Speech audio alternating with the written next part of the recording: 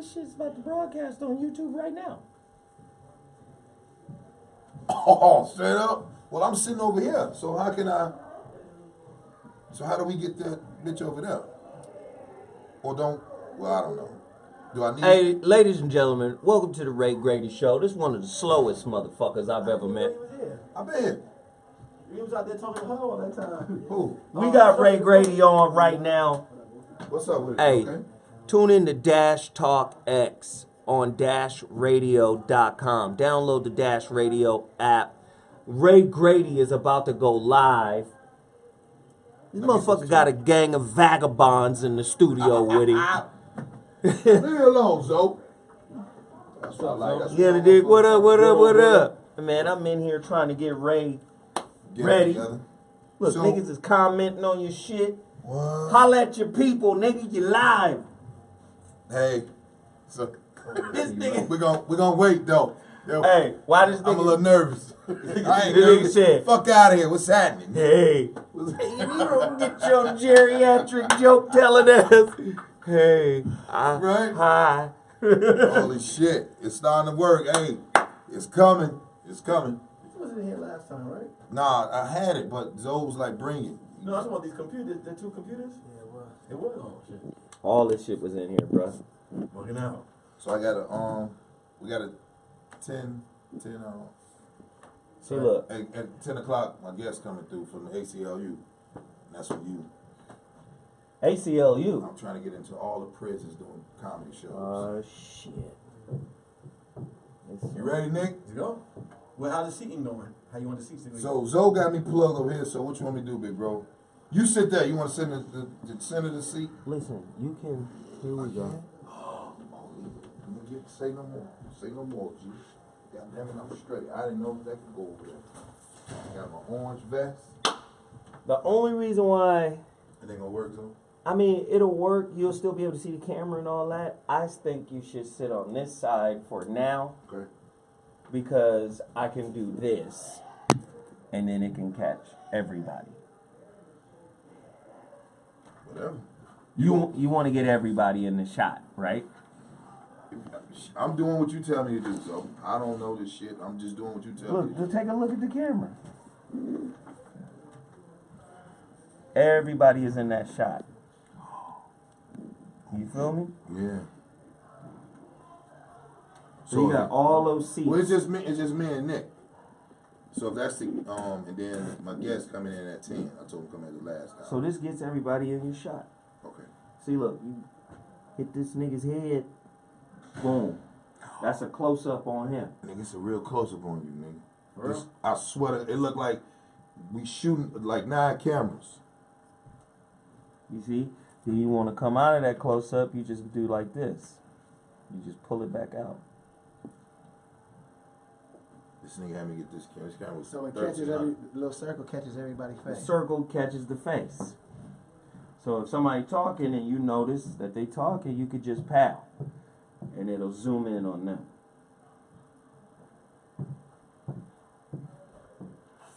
Well, Zoe, I'll tell you this because you want me to sit? You want me to sit here? Or here. Where you think I should sit? Here? You can sit there. All right. You can sit there. That's fine. Right? He had me spend all that damn money, and I got the iRig at the crib. You can get the eye rig here, nigga. Yeah. I know what to do now. I forgot to take it out and everything. But so my This shit live on your YouTube page. So we can start the show in about what, 2 minutes? So I'm gonna have somebody come in and push the button and you're gonna go live. okay. All So but my guest, he coming in, his name is William Cobb. Okay. I'll be right in here. Okay. But he ain't gonna he can't text me though, right? Not if I'm using it. All right, cool. So I ain't gonna worry about it, but Just let him in. Yeah, please. I'll tell him right now. Okay. All right. Thanks, though. Yep. That nigga. Am I off the shot if I sit right here? Nah, you good, B. Might as well sit your ass there, nigga. Yeah. Nick. What's up, brother? Shit, I don't know what to do now, nigga. I'm nervous as hell, nigga. I ain't nervous. Nah, you good, I'm man. bullshitting. I'm bullshitting.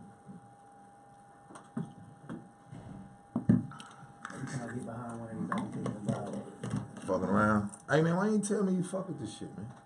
Nah, did this shit a while back. Pro Tools, all this mixing board, shit like riding a bike. You play with that shit for like 5 minutes, it all come back. But this just ran off a PC, Told him. which is a little. I used to run it off a Mac, but it I'm ready, big dog.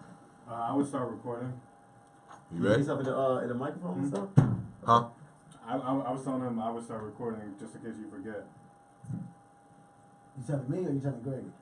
He just sitting there. No, I was gonna be running the board, but I got to do this camera. So like, nigga, you know, today you worry about getting that joint. You know, man. So Well, let me show you how to go live in the future. you paying attention, Nick? Mm-hmm. Just in case I don't. Go ahead, OG. So it's this Cirrus, this is the program. Serious? Okay.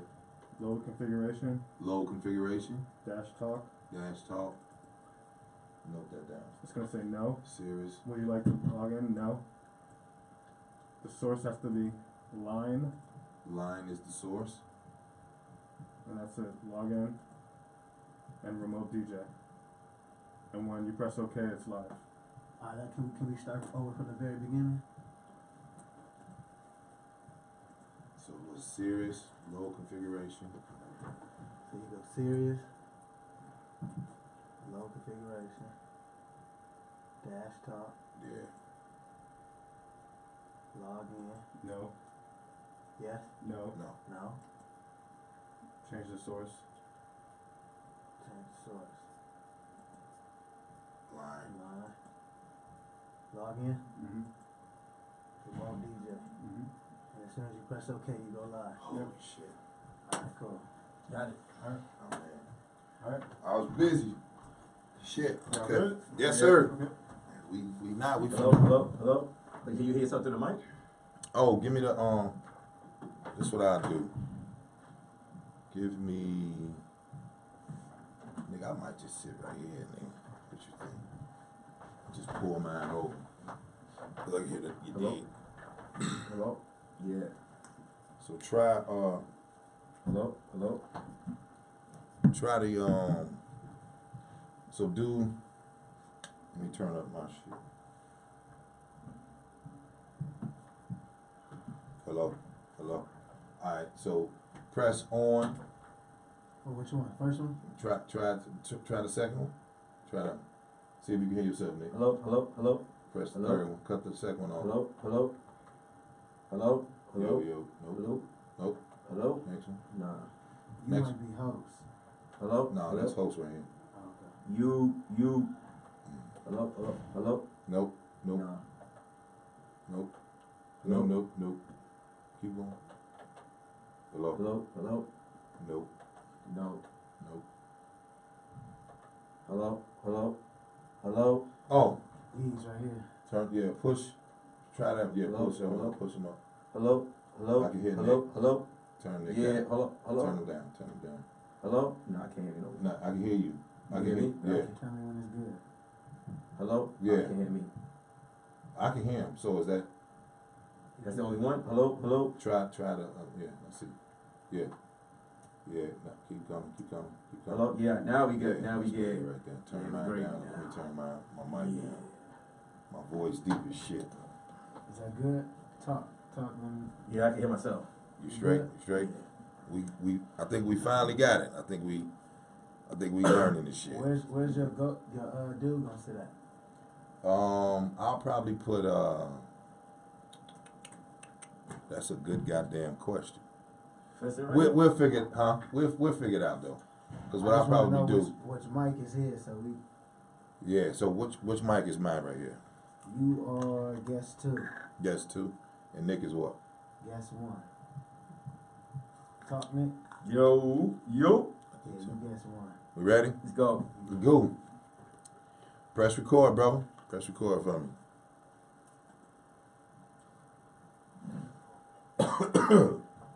What's up, people?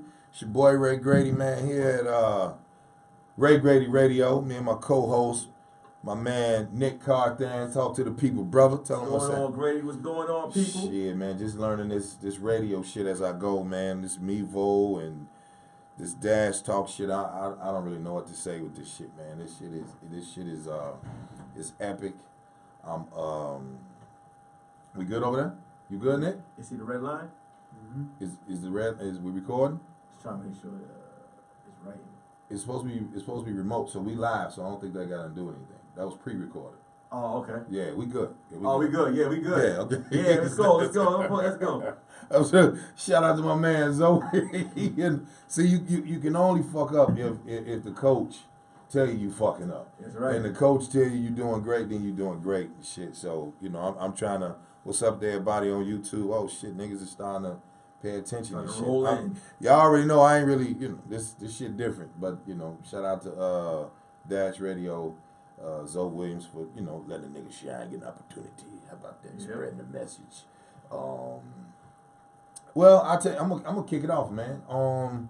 First of all, we had a killer, amazing fucking show. Yes, we did. Yes, Nigga, we did. I'm proud of you, piece of shit. Oh, thank Last time I took the nigga down there, he didn't really, I don't think he did his best, but that wasn't your worst. Your worst was not getting up on stage. That's your worst performance. Nah, I know that wasn't my best. How? This time, you know you do good from the meet and greet. Last time I thought I did good. Talk that shit. You niggas almost ran over me to get the Grady. I was standing out there with my hand out to get the shakes. Yeah. People was plastering me against the wall. Yeah. Excuse me. Nigga, shit. This show right here, they was giving, what's up, man? Good. I was like, okay. Now I know what I did wrong. It was fun, to see your motherfucking ass get into that, to the shit that you always wanted to do, which was be a good comedian and be able to stay the test of time. Because a lot of times motherfuckers just don't know what they doing when they get an opportunity because they get blinded by the lights. Yeah. Since your ass, Tiff was like, who's on the show, and I told her. And she was just like, well, nah, she said, how much time you give the nigga? I said, you know what? I ain't gonna let Nick do it against. I'm gonna put the nigga on the show. I think it's time for him to, take the shackles off, let that nigga fly. Now it's time for him to fight everybody if he got to. I got him, but if you fuck up the show, they ain't there for you no way. You know what I'm saying? Yeah. So, I just think, I was proud of you, man. I was like, and then once I heard the roar, I was like, oh, I'm good. Now I have to follow. Now we got to follow that, and then hopefully Key Lewis, he went up there. Shout out to Key Lewis, man. He really he brought a different, and we all brought something different to the plate. Over the weekend we was at the J Spot. You know what I'm saying? Totally different look, right? And it was so funny because yesterday I was with the photographer and videographer of the night of the show in Ontario, and the weird shit was. The motherfucker, he was doing the actual edit. So we got 574 photos. 574 photos in 2 hours, right? We got the and he put it all on the thumb drive. That's why I'm saying this computer shit, it just blows me. I don't know what the fuck it is. He's like, yeah, have fun. No, no. This is what he did. He bought this thumb drive and then say, have a seat. Asked him what he wanted to eat. He was like, nothing. So I pull out my cigar, you know what I'm saying? So he's like, man, what kind is that? I'm telling him about cigars and shit. So he's like, you smoke? I'm like, well, when I celebrate. Or, like whenever. I'm not a smoker. But anyway, the first person come on his computer is your ass. You doing some bit about a fat girl? You flexing or some shit? Was you flexing the bitch? Or no. I said, is that when I'm throwing the snow? No. The futon. The futon. Yeah, the futon joke. So we hear the roar, and the first thing I'm like, man, I'm saying to myself like, yeah, Nick ready. You know what I'm saying? He's getting ready. And then cut to he has that on the folder. And I'm gonna make sure that this week I'm surprised you're like, yo, just bring your computer and give your thumb drive and you get all your images and that type of shit. So it was that type of move. And then Alphonse. So when we was talking earlier, you can hear the show going up and down with this motherfucker, man. So I'm sitting there like, okay, Nick was saying the show was up and down with Alphonse with his energy and this, that, and other. And then next thing you know, I felt it. Then when I saw it, I was like, okay, keep straight through. Your ass straight through. So they see you shredding. This motherfucker was taking the fucking snow, the decorations from the stage, and you ripped. I'm like, okay. So when I figured out, like, who the fuck? Because I know I ain't dirtying up the stage. It was your retarded. So then, we come down, we get like dope pictures. We get everything we really need for everybody that could be on the show, man. So I was happy, I was excited, and then I was so full of energy. I had tears in my eyes. So they got a picture where it's so many. It's so many. He's like, you going through so many emotions right here. He's like, look, doggy, look at you right here. He thought I was crying. I was like, I don't think I was crying. I think I was releasing from the J-Spot bullshit that I had to deal with that. The club, everybody is trying to fuck over a nigga, you know what I'm saying? So I was like, you know what? When you gifted, nigga, they send more demons at you. You gotta remember, we was dealing with chicken nuggets the week before. Then we started messing with Flaming Young the week after. It's a different atmosphere. They had a DJ. Right. We ain't have to DJ. Yeah, we had a DJ. We ain't had to DJ. And that's the game of comedy and shit. So, you know, I think it was just more about, you know, just trying to be funny than a motherfucker. And I think everybody just kind of, you could tell people were almost as excited for Grady. You could feel it. It was like, even my manager was like, them niggas ready for you, nigga. And so that was the beautiful thing. And then I ain't never, and Tiff been managing me for 14 years. Mm-hmm. And the first thing she stated was, you know, nigga, I ain't never seen you perform like that. You didn't perform like that on your half hour with Kevin, with Comedy Central. You didn't perform like that with First Amendment, with Martin Lawrence. You didn't do that with Comic View. You didn't do that with your own hour special. She was like, so that, I went staccato for 30 fucking minutes straight, then took a break. I was like, shit. That's when, you know, if you notice, they show, like, when I say, that's it, I'm Ray Grady, I ripped my shirt open. I tore my shirt off, you know, the buttons and shit, because I was, look, shut up, Zoe, piece of shit. So I took my shirt and then ripped, nigga. And the buttons, one of the buttons, look, one of the buttons got loose and the other one just fell. I ain't give a shit. People looking at you and shit. So I'm like, I don't really give a fuck, because I think I just gave up the best show ever. And it was all anger. That was all anger. I was mad performing, nigga. I was so fucking mad, because I was just like, you know what, we got to do all this shit just to. We gave the staff a job to clean up when we left. Man, so, and I just, you know, I just went haywire, nigga. It was personal, nigga. The promoter that was in there, he was shitting on me, you know what I'm saying, with the club. And I think when you prove a nigga right, that's some shit that you really want to do. I really want to prove you wrong. Like, instead of you being happy for a nigga, because it's like, yo, this shit could be a different way. I could be in your crib, running on your broad, running on your kids, you know, duct taping your goofy ass. But then I chose life. I chose how to, you know, be of something. And, you know, the thing of, the bullshit has always been, how do you say it? You have you know how people just talk a lot of silly shit. They try to, yeah, you know, they try to put you down, and that's sometimes trying to fuck with me. Sometimes that's just the energy that you need to succeed. Not to say that's for everybody. No, everybody it's for me. Everybody can be in the pocket. I'm coming in getting money. You know, I'm coming in. I'm trying to get money off of them. I ain't really here to bullshit. Hold on, so let me give you a pen, brother. You know Grady got to tell nobody what we doing over okay, here. They can't see me. Did you see the? Did you see the? Oh, video? there it goes up top. You see the what? Did you see the video that I told you about? Which video? The one in Walmart.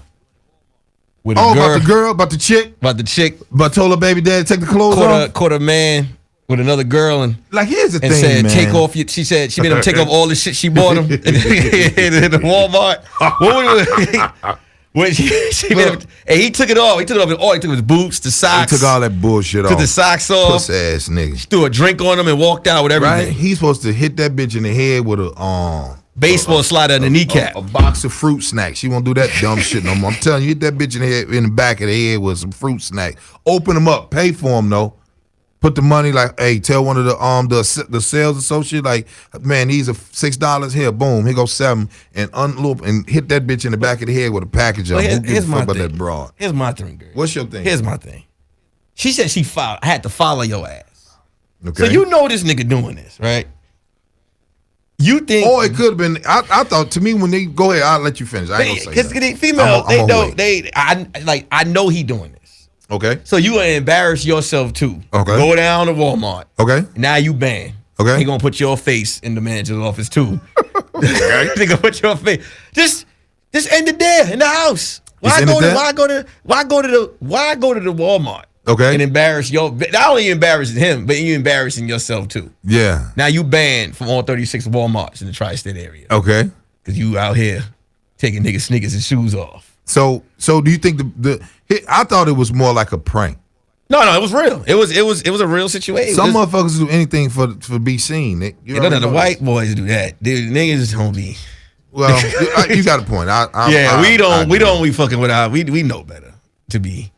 Because when you see the white boys do the prank, you be seeing brothers pulling out guns on them or beating their ass. Black people, we don't do that. We don't do that. We don't do that with our people. We don't. Yeah. We kind of. But here's the thing. Especially in Walmart. Okay. Those self-check machines be fucked up. Okay. Get no patience for no pranks in Walmart. Cool. So you saying that wasn't a part of shit? No, it was a real thing. She bullied him in Walmart. She said, "This is what you doing. Give me your boots. Give me your socks." Oh my goodness. And while he taking each thing off, he like, "Yo, you a wild bitch. You a wild bitch." He said, "I'm here with my friend." You know what I'm saying? The girl that he cheating with, she's sitting there on the self-check aisle like this. Okay. she was feeling it, right? He asked her, he said, "Yo, you all right?" Yeah. And she was like this. Yeah. So she gonna walk out with this barefoot nigga. Right. Out of Walmart. Out of all of embarrassed now. What was that? Was it in Jersey? What was it? This was, I don't know Dallas? where it was at. I saw it on social media. Okay. I saw it on social media today, you know. And then I read it in the comments. You got a woman in the comments like, "You go, girl, that's how you do it." And I'm just sitting there like, bitch. So you would instruct your daughter to embarrass herself in Walmart. Most sisters don't think that they embarrassing motherfuckers. They don't think they're embarrassing people. They really don't. We be laughing at them. Let me tell you something. This is Ray Grady. You are now tuning into the Ray Grady Radio, man. Let me tell you something, man. So we talking about the event that happened at the Walmart. Where the sister is basically telling people on social media that she checking her baby daddy, like basically, nigga, take all this shit off and you with another bitch. Yeah. Right? And then take all the way down to his socks? All the way down, and she said, she said, "I bought those shoes for your birthday. I bought those socks for Christmas." She made them strip. Now, this is my thing. When you give that to me, it's mine. I'm Ray Grady, so I ain't going through none of that dumb ass shit. Let me tell you. Go ahead. I'm Grady. I ain't going through none of that bullshit. I'll come from niggas be like, "You can't hit a bitch." I'll be like, "But I'll shake the shit out the hoe." I come from the A lot of niggas don't shake they hoes. Shake your hoe, nigga. Shake your hoe. Always shake your bitch. Like violently than a motherfucker. Ragdoll? Bitch, you beat your motherfucking ass. Ragdoll or just one shake? How many shakes? About 6. Matter of fact, when the end of this, bitch, don't you ever, like, if you go to bitch, don't you ever, you like shake the hell out of her. How nigga. many is it when it gets too violent? Like, you only get about 6 or 7. 6 times you done shook her? Because here's a shake. You got to grab her by the shoulders, or right here is personal. You grab her right here, and you ball your fist up in her shirt, and you yank that bitch, like, "Stop playing me before I go kill your brother." I'm telling you. Then the bitch got something to deal with then, because you be like, "Bitch, I'll kill your brother." As long as they don't get to the migraine stage. You good. The bitch know better. Your bitch know better. This is my co-host, Nick Carthan, man. What's up, here at the Ray Grady Radio, man. This motherfucker, he called me. You actually called me with this shit. Like, I'm like, nigga, I don't like to see shit like that. No, well, the reason why I called you with it is because, remember I was telling you, I was like, what did I tell you I miss? I said, I miss bullies. Listen. Here on Ray Grady Radio, Ray Grady, Nick Carthan. Let me tell you something. If you are listening to Dash Talk X, right? If you are listening to Dash Radio X, let me tell you something. Your motherfucking ass, you really miss a bully? Like, because I was eating Kentucky Fried Chicken, them hot wings. Let me tell you, the Nashville one. I don't usually stop for nobody. Bonafide. Right? But I'm sitting there listening to your ass, and I'm sitting there like, wait a minute, Nick is really serious about this bully shit. But I remember a bully, to me, bullies were pussy niggas. I ain't never like a bully. Not those bullies. Well, no, wait. I grew up in the 80s. Yeah. I'm a 76. I got here Mother's Day, 76. I started gang banging in 85, nigga. Mm-hmm. Okay? So, I'm with it all the way through, the little motherfucker out there. So, You got. I'm with the GDs in Chicago. All the folks like, man, they're gonna, what I'm saying? So, my point is, I'm telling niggas, like, here come the police. And they was like, man, Shorty with us. And then they was like, hey, my man D, this God bless the dead. He was like, yo, Shorty, we like you. And we had one bully. His name was Lamont. His family was Haitian, the Barclays. Lamont used to put hickeys on niggas' forehead. So all he would do here, put that knuckle together, bop your ass with that, bing, you go down with an extra nose on your forehead, right? He was, and so until Junior, my next door neighbor, my god brother, he did it then because Junior played the drums. And everybody was scared of Lamont because they ain't want, like, this nigga come put a knot on your motherfucking head. He put a knot on that boy's head. That motherfucker came back. Remember the race car track? I don't know how old you are, but I remember that. and they took one of them Tyco. Nah, he took it apart. When in the 80s, that motherfucker was like a belt. It was vinyl. Oh, he hit him with he unhooked that motherfucker and went down. He had his little fro on. This when niggas wear the breakdancing fro. And was like, come outside. And Lamont was like, I'm finna whoop your ass. Right? The whelp. And when I tell you, Lamont slipped. And I swear to God, Junior hit that motherfucker smack dead in the face. Because he hurt my cousin, right? It was all family. My cousin, man, he became a terror. Let me tell you, this motherfucker became a terror after that. Lamont, this what made Junior, like, he tried to take up for a man. I was in the house. I was coming in the house. And that's when eating outside was the shit. When niggas have napkin and food, you be like, oh, you can eat outside? Yo, mama, no. Man, cool. So then he hit Mame in the face. Bow. To this day, he got a loose eye to this day. See? My cousin, hold on. So they gave him medicine, put an eye patch on him with the Band-Aid. Bah-yow! Rocked him. Bam! We children. Bam! I mean, he followed through when he hit him, right? Man, when I tell you, my cousin, that motherfucker became a demon when I left the neighborhood.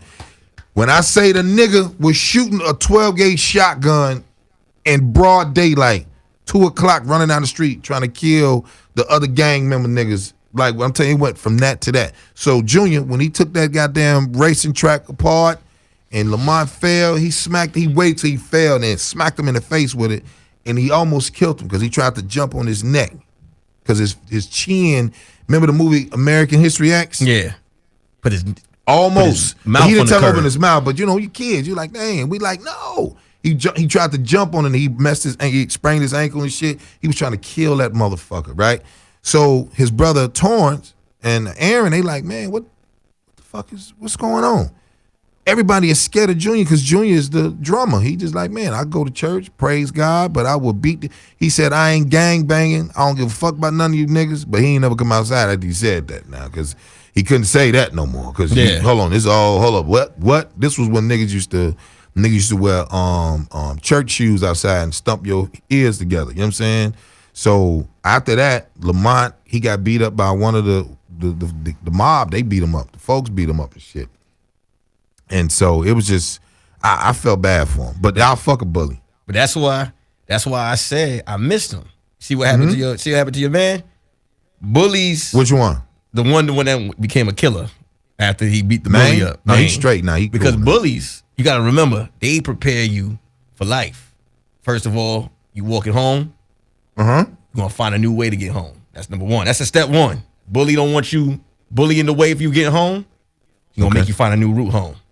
He start chasing you. Okay. You're going to be athletic as a motherfucker. You got to run. Then it's going to get to that point where you like this. I ain't taking this shit no more. That's when you graduate. Okay. And you either you lose, right? Either you lose or you win. But after that, the bully be like, when you come through, you be like, let him go. That nigga crazy. I whooped his ass. But he fight. Either that or he gonna be like this. Leave that nigga alone. That nigga came down the street, hit me in the head with a piece of wood.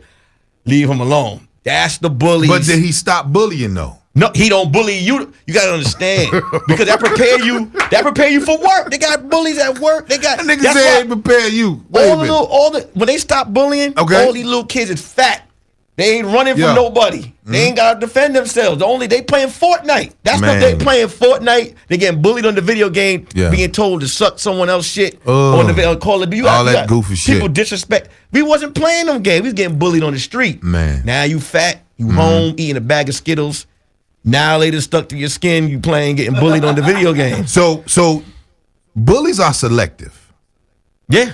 Right? Because my version of a bully is if the little niggas, you don't bother them.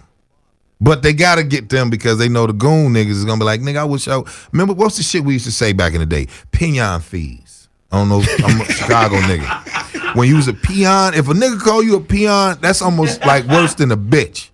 In Chicago, I know they do it out here in LA. They do it Mark. And LA niggas say Mark too, right? Because I seen Menace Society.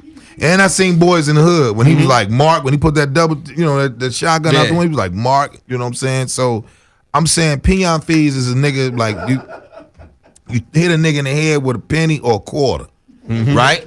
And they just throw shit at you, right? And you tough as a motherfucker, man. But what happens is the bullies knew, like, okay, I think that's why bully niggas they always did isolated events, if that makes sense. Because they wait till you get by yourself. Like Debo. If you go to Friday, he only fuck with one nigga. It was no. Hold on. It was two. Smokey, Stanley. And Q. Q was scared of him in the beginning. Said, you notice he didn't grab shit on Q. Watch the movie. What's up, Craig? I ain't got nothing. What's up? What's up, Smoke? Nothing. And he checked him. Then he grabbed his shirt and looked down his chest like, don't lie. He didn't do that to Craig. He just said, what's up? What you got on my 40, Craig? Broke as a joke. And then he said, what's up with it, Smoke? And nah, I ain't got anything. And he checked him. Smoke, let's go. Standing at his window. Selective. Yeah, I mean, it's a select few. Selective. But the ones that are selected become champions later on in life. Man, get the fuck out If you of here. survive.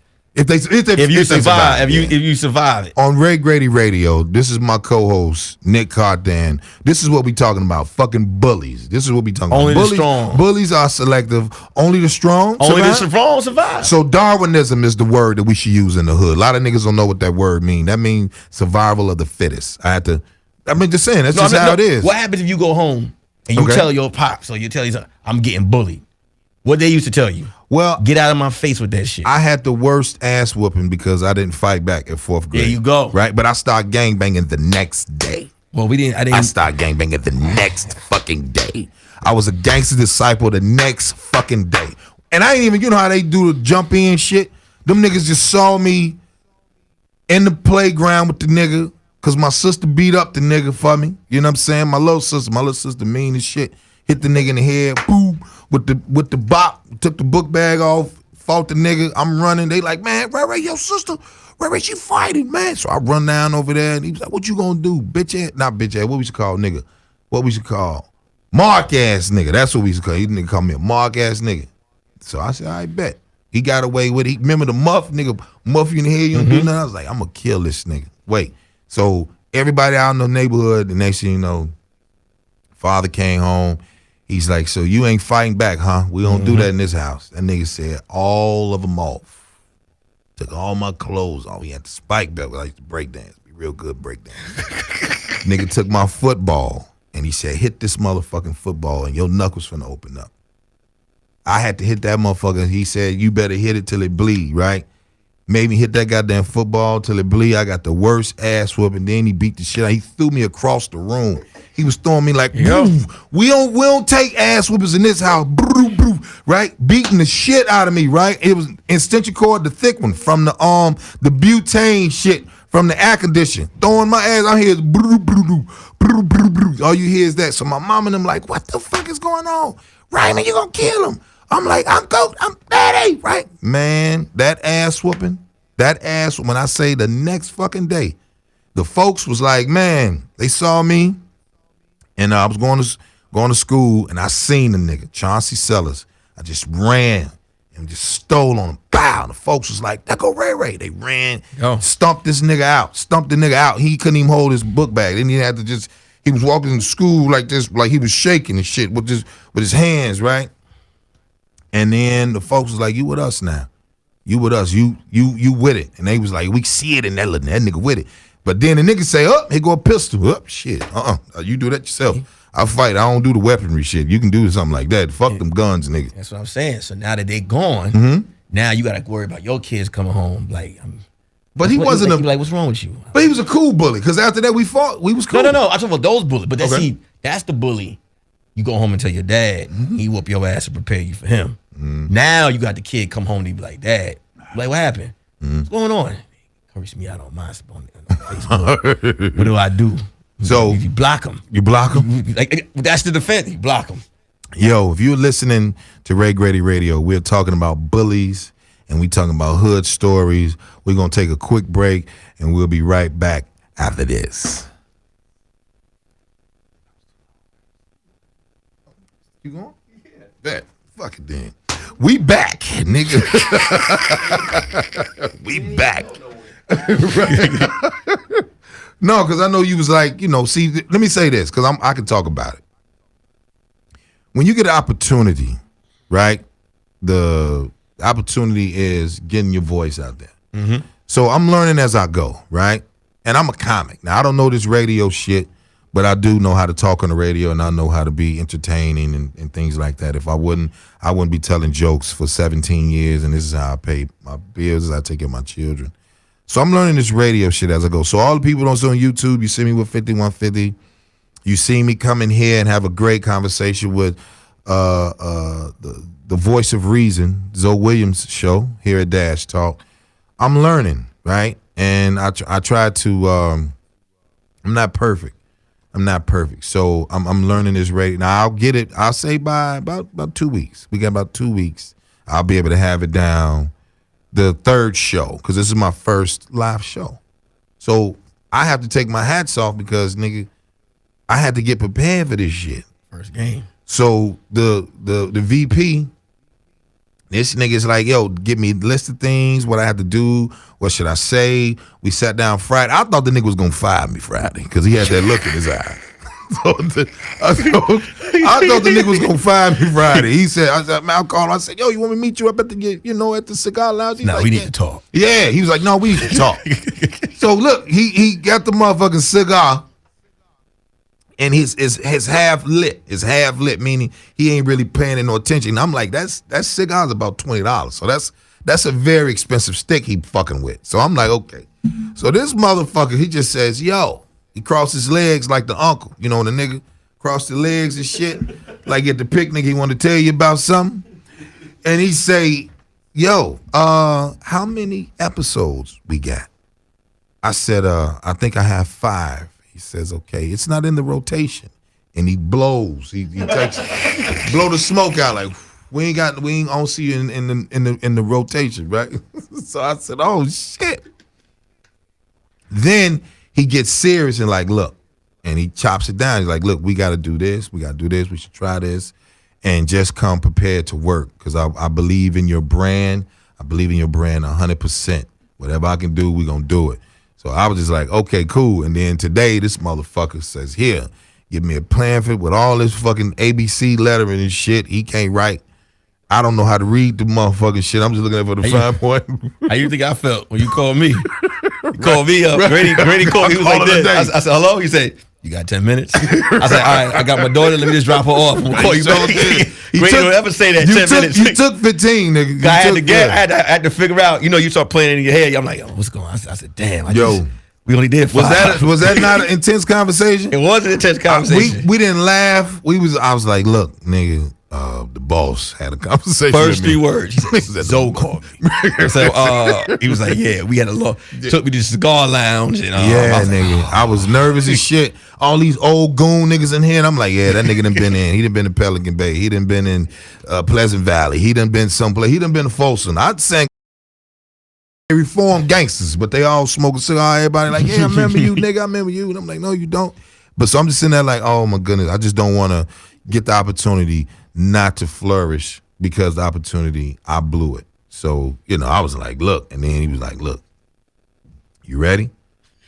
I was like, all right, Zoe, I'm with it. And then, so here we go. So, man, I know it's a little erratic, but who gives a shit? I'm a comic. Who give a fuck? Y'all ain't gonna do nothing. When I see you in the street, you're gonna say hi. So that's what it's about. We're gonna have a good time. We learn this shit as I go. The niggas in the booth is like, yo, that nigga don't know what the fuck he doing, but he entertaining his shit. And once he get it down, they gonna be like, yo, dude, cool in the motherfucker. This asshole reintroduced me to the niggas we've been saying hi to for the past 4-5 weeks. And I'm sitting there thinking he gonna say some cool shit. He say, this nigga has the petitest feet in the comedy game. Why would he say that? Why would he say that? They cool. They know. No, that nigga, him and Corey. No, him and Corey. They was on 5150. People call my phone. My cousins like, yo, they was going at you on 5150. Like, ooh, they was like, yo, Zoe. I got niggas on my shit calling me. What you call me, Vega? One of them niggas with them heads, one of them with my pointy shit. Nito. No, from Matrix. One of them, Superman, one of them motherfuckers. Magneto, whatever it is. This niggas. Anyway, him and Corey killing me. So people call me like, yo, Corey is going in on you. I was like, bet, I'm going to go back to 50. I'm going to kill that nigga. Because Corey I didn't. Here's the thing about radio. What I learned is you get to create your own show. You're your own talk show. So when Corey get to talking shit, right? When Corey get to talking shit, him, and then that speeds into another nigga. You know what I'm saying? Zoe, and so when I looked at the whole thing, I'm like, this nigga do this shit by himself. No help. It's just him and niggas that's wanting to be a part of it. You know what I'm saying? So Zoe, I ain't gonna go into detail what he said, but I already told you about. But he was just like, look, it's your show. I'm with you as long as you with yourself. I don't know what to say when the nigga say you with yourself. I want to say, nigga, You gotta just take it. At that point, you gotta just take it. Now, let me ask you a question. What's up? Do you think comics can be bullies? Yeah. Let's see. Because here's the thing. But they bully. Here at Grady Radio, the question that I have for the hour is, I can answer that. Can comics be bullies? Because go ahead. Comics bully with incentives. They'll come to you. They know. See, comedians know what you want. They know you want to get on stage. They know they got a pocket full of gold right here. So what they'll do is they'll push the incentive. They'll call you up. Hey man, I got that show going on. Yes sir. Yeah, that's what's up, man. Yeah, thinking about putting you on it. They ain't said they're gonna put you on it. Thinking about putting you on it. Okay. Months go by, they start asking you questions like, hey man, why don't you give me a ride? A couple of states. This next show right here. You go ahead and you do it. They don't stop there. They see the blood. You give them the ride. Somebody ride you 4 states. They're like, okay. And then they ain't ask for no gas. All right, what's next? Right. Then they go be like, hey man, you want to pick up my son and my daughter? Okay. You want to pick up my son and my daughter? So let's say this. Do you think I'm a bully on stage? Because I'm going to tell you. You talking about comedians bullying bullies to other comedians or being a bully to the crowd? Period. Can't be a bully on stage. We can't? We can't be. How can you? I'm gonna tell you what happened. Brandon, your nigga Brandon said some cold shit to me at the show. I think it was the J. No, not the J spot. I think it was here.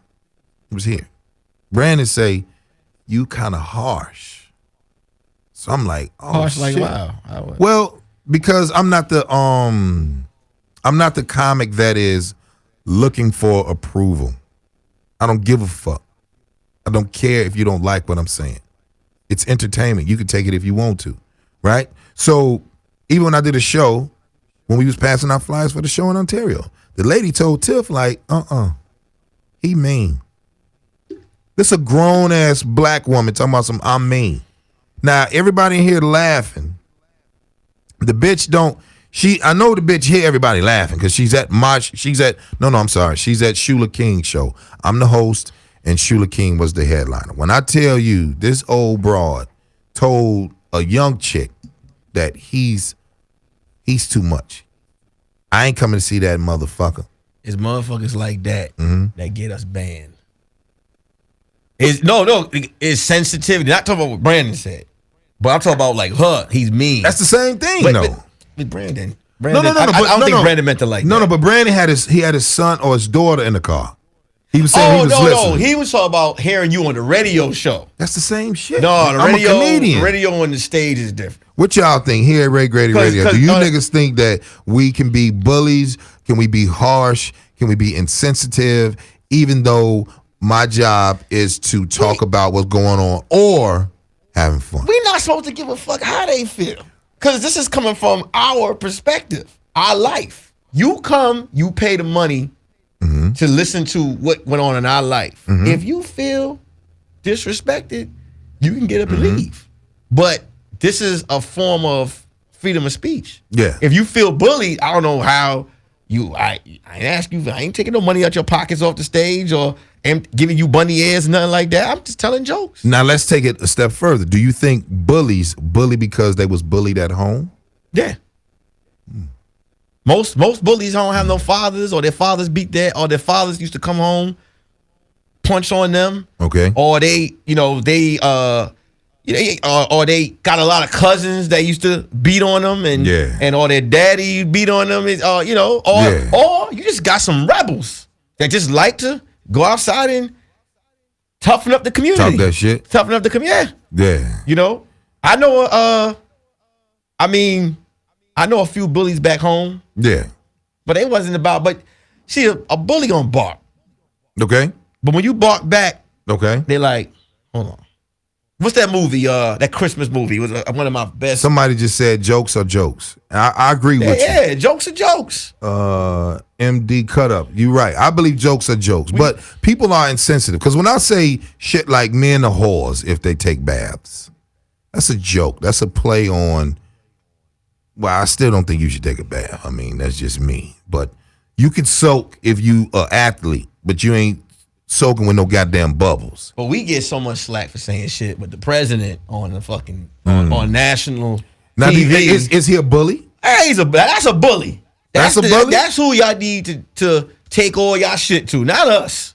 Well, don't ban us. Go ahead. I'm listening. I'm just saying. Yeah. Trump talk about grabbing pussy and.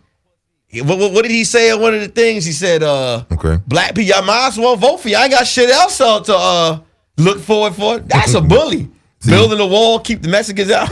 That's what we talking about here on Grady Radio. That's a bully. On Dash Talk Esque. That's what we talking about. Bullies. We talking comics. Can they be bullies? Or you saying Trump? He's a bully. The number one bully right now is the dude, orange nigga. DT.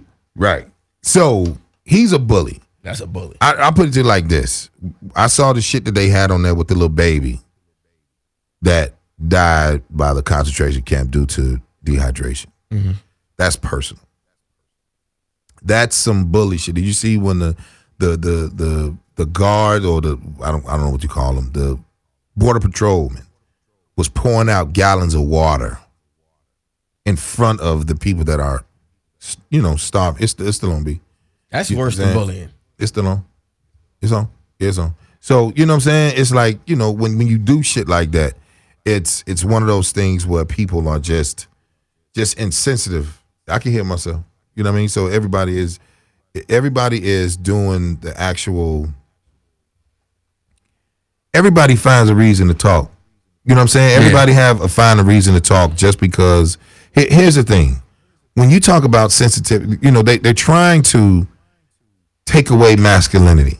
Yes. As a whole. Talk it. Right? They trying to get masculinity. Oh shit, my bad, mom. I'm still learning. It's cool. All right, there we go. Hello? Yeah, so put it like this, right? Yeah. They're trying to take away masculinity. For some reason, being a man right now is almost like it's not in. It's not in. Because listen, dog, when you have a voice, facial, I remember facial hair on TV for black men wasn't cool. But I think when they see what we do is cool, then they say, hey, it's only cool till we're allowed. So it goes back to the old Chris Rock statement. When you're right, you're right. So I was like, well, damn, how come we we talking about this shit, but we don't really know what we're afraid to speak out. That's a limit that they're going to take away from you. So it's like, well, why the fuck put all these restrictions if you don't want to hear it? Because everybody, I thought the world was colorful. They don't want. Look at some of these TV shows we watch, these talk shows. My man said the mic sound bad. And they got sisters. They got these talk shows. Too loud. Okay, hold on, let me see. Hold on, they got a sound board. Yeah, we got the sound board. Let me turn my mic down. Can you hear? Can you hear? Audio distorted. You good. Oh, you know, talk. They want. Look at the movies. Okay. Or look at the talk shows. Okay. The brothers that they have on the show. Keep going. Cool. The brothers that they have on the show. Okay. They ain't us. No, they not us. They got dudes up there wearing scarves inside. I still wear a scarf. You different. Yeah, I wear a scarf. I mean, yeah. But I'm talking about these other dudes. When you talk to them, and you hear, you like, that's why we can't relate to some of the TV that they got with brothers. That's not us. I saw some shit on Facebook that came through my feed where men were at a coffee house practicing fellatio on bananas and cucumbers. Black dudes. Niggas don't do that. Black dudes. Those are others. This shit is. Those are others. We call that Peter Pan in the group. Turn it down so they can. People was like, you know what I'm saying? Let me see. So they had from fellatio and bananas and pistachios. Well, what was this? What was that? It was some brothers that was. It was like speed dating. Why would the brothers have to practice on bananas during speed dating? A woman there? That shit was. I just saw it. I didn't even click on it. I just saw it. Was a woman there? No, it was all men. Oh, this is speed dating for men. I hope. I don't. B, turn. Just pull mine down a little bit. Yeah, pull it down a little bit. Yeah. Okay, cool. We should be cool. So here's the thing. That shit was. It was sickening, nigga. Right? Yeah. I'm gonna say it. It was fucking sickening. Now here's the difference. When you are a man and you want to say what you want to say to a person about, I'm gay or whatever the case is, who give a fuck? You're still a person. Don't nobody really give a shit, right? Don't nobody really give a shit. That's your sexual preference. What you do in your bedroom, that's your fucking business. Yeah. I hate when people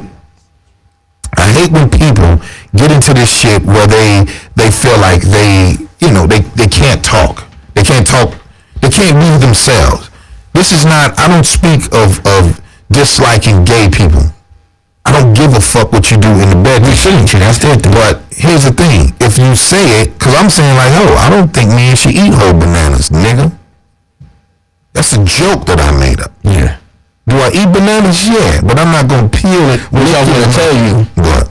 You got us all not eating bananas the proper way. Goddamn it. That's good. Because gorillas eat bananas that way. Oh, and they'll tear shit up. But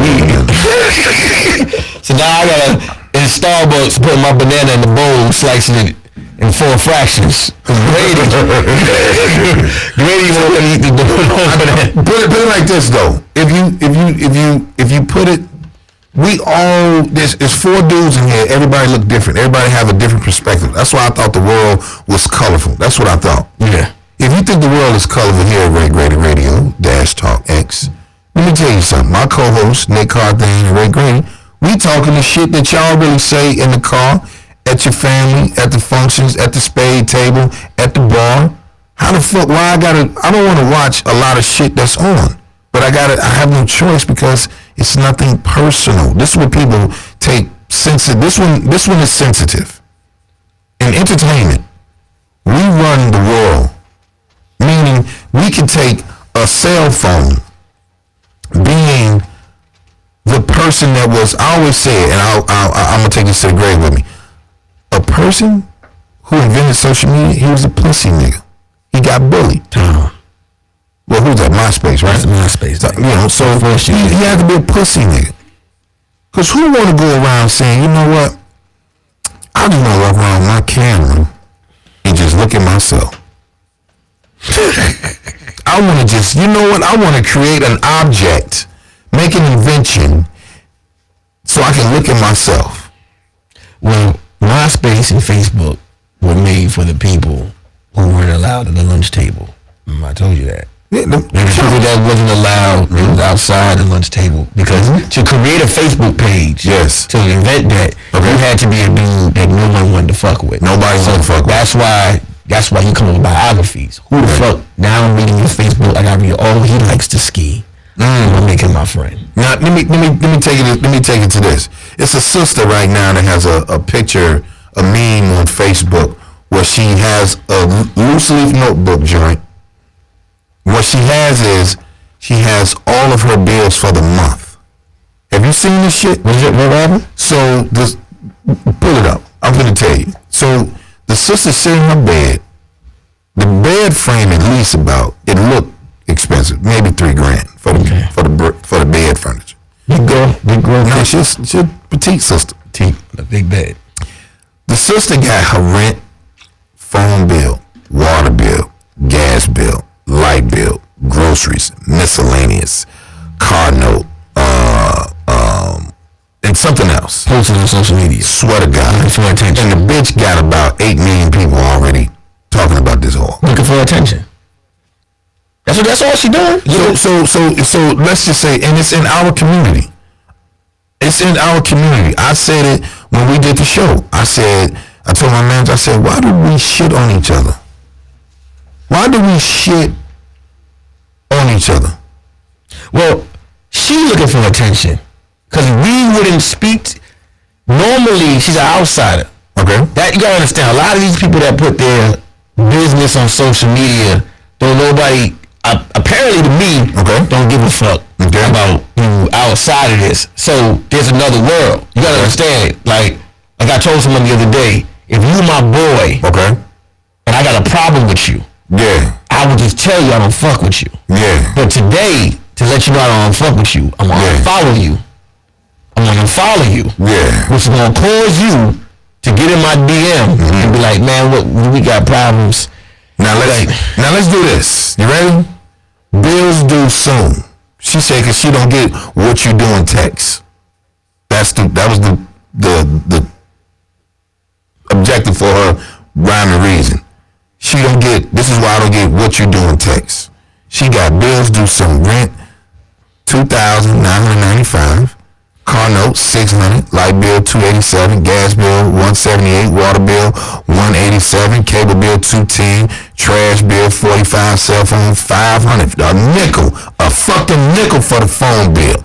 Huh? The bitch you go get a Metro, right? But insurance, $200. Groceries, $400. Toiletries, the whore, you know what toiletries is, nigga? Lotion, huh? I'll keep going. And then miscellaneous, $300 for the whole pocket. That's not real. Then the bitch say, this is why I don't get what you're doing text. Take a look at this bitch. So, but it's our fault. This is the men's fault. This is our fault. Any man that's watching right now at Grady Radio, it's our fault these hoes don't bring shit to the table outside the pussy hole. Don't nobody care about the pussy hole, bitch. No. Don't nobody give a fuck. Like when you a gorilla, like I wish a chick would do some shit like that. That's not real. No, but it's out there though. It's out there, but remember, people pay attention. It's just all the perception though, right? And people are dumb. That's not that bitch wrote a bunch of fake shit on a piece of paper, and now she got people. That's not real. That's not real.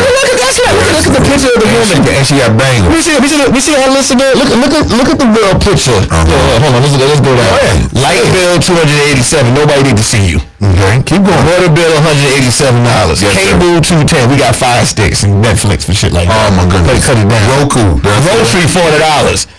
I get it. Yeah, I get it. You gonna feed the bitch $500? But I get it. Fucking her? So you gotta bring 6 bands to hit this whore? This bitch sat down one day. Let me tell you what she did. She sat down one day and she was like this. She was like, I need 400 likes. She started writing shit down on a piece of paper. There ain't none of this real. So is that my question? I mean, did you answer? Well, I should say, do we really need that? No. But people make it reality, though. They do. That's what social media is all about. Okay. Social media is about building a character. Okay. And making people believe. Remember I told you there's a lot of people on Instagram who got blue checks. Okay. Living in a storage unit. Okay. But you got a blue check. Blue check means you're rich, right? You're supposed to be doing well with your life. If you are tuning in, this is the Grady Radio. We talking about bullshit in our community. We talking about bullies. We talking social media. And we talking just faking the funk, just want to be a part of something. This, and now you got to look at that. That's almost like not having selfless love. Not having it. You some shit you just born with. Some shit you are just born with. You are born with just being a shitty person. I think everybody knows morals. I think everybody knows that. Yeah. You know what I'm saying? So when it come down to sucker shit, this is the issue that we deal with. Right? Yeah. I think we deal with more negative shit than we deal with positive shit. Or I should say that's what's broadcast about that. The 10% is the issue, if that makes sense. Right? Mm-hmm. So if it is that, then I think we have an issue right now, because everybody is paying attention to what's going on through their cell phones. Everybody lives through their cell phone. You know what I mean? People live through their cell phone, G. There's a movie that came out years ago. It was a fiction movie. Remember The Matrix? Mm-hmm. You remember part one? I never watched The Matrix. Matrix, what happened is, they talked about this, but way before the social media, you seen The Matrix. Social media came out, you tune in, you plug yourself into a world that is unreal. Yeah. That's what social media is. Mm-hmm. Social media is, you take, for people, some people who are not happy with their lives, and create a false reality on social media. It's a lot of what women do. Okay. Or men, and men too. And men too. So, and so do you think it's our fault, right? our fault, like us, It's the brothers. no. It's the brothers, right? No. Because here's the thing: when we get on a situation where everybody is talking, everybody claim they gorillas and shit, and they mean and all that type of stuff. 9 times out of 10, we have an issue with somebody that we don't know, right? We just did business with the whites. Mm-hmm. Me and you. Yeah. We just did business with the whites, and we did business with the blacks. But we felt more pressure dealing with them, even though things kind of ran smooth. But we dealt with the blacks. It was the most daunting shit ever, nigga. For some reason, right? Yeah. So when we shit on ourselves, and these are the images, because it's almost like everybody wants to have an opinion. Everybody wants the need to be liked. Remember, I'm from the era where niggas, you earn your respect just by giving it to a nigga. That's the first thing that you learn in 101 when you grew up in an urban city. I'm from Chicago. You from New York. It's an LA nigga. It's a Philly nigga here. If you look at it, everybody is growing up with the same morals. It just depends on what nigga pay attention, right? I want to do that. It's the cool shit. Because the fly niggas was getting hoes back in my day. They sold their leases, smoked their little bud, they fucking the bitches. And then you got the dumb niggas over here that's doing what? Robbing liquor stores. Mm-hmm. Right? Because he just like, look, I just feel like tearing up shit. That's because daddy wasn't there. Then when uncle was saying the same shit daddy saying, but the uncle was a techie nigga. He go to work, briefcase, remember the brothers briefcase area, mm-hmm. right? Then you got the sisters. They got the mama that's loud than the motherfucker. She ain't working, but she hustling. Whether it's she hustling food stamps, or she selling a little weed, or she might be selling coke. You know what I'm saying? Whatever the move is, but then it depends on the child to say, I'm gonna pay attention to that, or I'm gonna pay attention to this. And the images that they show, if it's, let's say if it's 8% of the population is shown, and when they see somebody like me, when they saw me perform, they like, yo, he went to culinary school? Like, yeah, nigga. Girls can go to school too, nigga. If that's the case, if you that fucking afraid. But it's our fault. I want us to be accountable for our shit. I want us to be accountable for our shit. The cool shit to do is to help another motherfucker. Cause what's for you, Nick, I ain't got nothing to do with it. Yes. So this is a broad that's trying to do for 8 million people. She got it. When these hoes turn around in the pictures and she's showing her ass, I'm not supposed to be like, you somebody's daughter? Bitch, you a whore, man. You ain't even pigeon-toed. Why you standing like that, man? Why are you doing it? Real people don't put in their business. This is what we do on Grady Radio, man. Here at Dash Talk X. I try to talk some real shit. I'm an alpha male. I'm an alpha male comedian. And I think I have something to say. And I think it's at least 20 million niggas that feel this way. They're just afraid of being judged. A lot of niggas afraid of being judged. I remember when they built the new baseball field for the Chicago White Sox. Right across the street was the Robert Taylor Homes, the Stateway Gardens. This is about 16-story projects, nigga. Across the main highway, the damn right. Our mayor got on national television, our Channel 5 News, and said, any vandalism for anybody coming to watch the Sox play, Chicago Police Department is shoot to kill. We ain't making no arrests, nigga. Now let's take it a step further. I'm a comic. I come home and I pull up in a Wraith. And I pull up in the hood, nigga. You know how many niggas is willing to eat your head off, nigga? Yeah. But the white boy pull up. Niggas know that's massa. Keep the body, take the mind. That's what he said on some reason. That's what he said on Great Debaters. Keep the body strong, take the mind. Most niggas are weak when they see another nigga ain't got it, and he like, well, how the fuck he get it? Remember on Django? Yeah. They did it in Django. When he just had a horse. Did you see how the nigga was doing that neck? On that neck, right? We go back to that, right? So that's the shit. Brothers, our people, for some reason, don't, and it's fucked up. Okay? We talk about everybody trying to hold us down. Yeah. But then when we get it, they try to either kill us, take us out. Look at what's the boy name that was on Big Set? Stack Bundles. God bless him. Stack Bundles went back home to Far Rockaway and took him out. Wow. Took him out. The dude, the R&B singer was ex-Young, the singer, the young nigga. Miami. Rob shot. They could have just robbed him. Yeah. He's small. Cause a little dude could have just robbed him, took his bag and get out. Took him out. Just took him out. Took him out. They could have took him out in the car. Just walk your little ass. Everything about trying to be successful is when you try to be successful, you don't know. Back in the day, you being successful, people probably just they'll hate on you. They make some comments. People will kill you. Yeah. They'll take you off because they're so mad that they see that you're making these moves, right? Of winning. What? Imagine back in the day when you told your parents, "I want to be successful." Right. The last thing in their mind they was going to tell you was this. Okay. Well, be careful because they might take you out too. Your own people. Your own people. We was supposed to be afraid of the other ones trying to hold us down.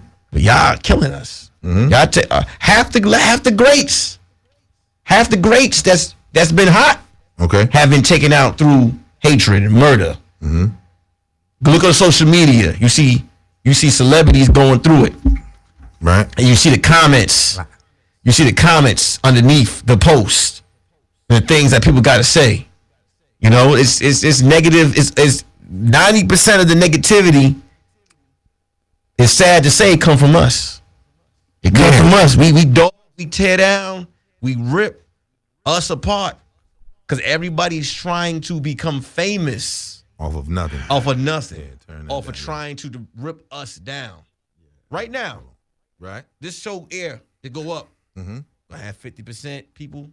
Congratulations, Grady. Yeah. I see what you're doing. Yeah. Other 50% gonna be in there.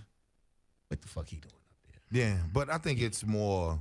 Here's the thing, and I'm gonna introduce my guest. I ain't seen my man in a minute, so I just want to say this: when people, even if people don't like you, they are empowering you. They're really it's the opposite of I really like you. Even when they be like, I don't know you, I ain't never heard of you. Most of these motherfuckers really, really like you. That's what a lot of niggas don't want to tell a nigga. If you hate a nigga, you don't even know why you hate the motherfucker. Now, you ain't supposed to like everybody. But the cool shit is this. All these pussy-ass niggas, they like the nigga. They just too much of a sucker nigga to tell them, yo, I appreciate you. I like, if you got the cut and the nigga be like, oh, that nigga ain't been to prison. Yeah, but I'm a trainer. Now what? Yeah. Then if a nigga said, okay, well, it's cool for me to whack your retarded ass or smack you in front of a motherfucker, right? Yeah. So I do this. When a nigga don't like me, I let him say it, but he ain't gonna never step in that 3-foot threshold and tell me to my face why he don't like me. Because you know why? I give niggas the proper respect. What's up, brother? What up, G? And I keep moving. The difference is I don't care. I'm not standing in front of you to be judged. So you can't really say shit to me. Yeah. I don't even let you get that close to me. Because now I'm thinking of a way of, is this a foe? Because he's not a friend. Yeah. And this niggas that's close to you, them the dangerous niggas.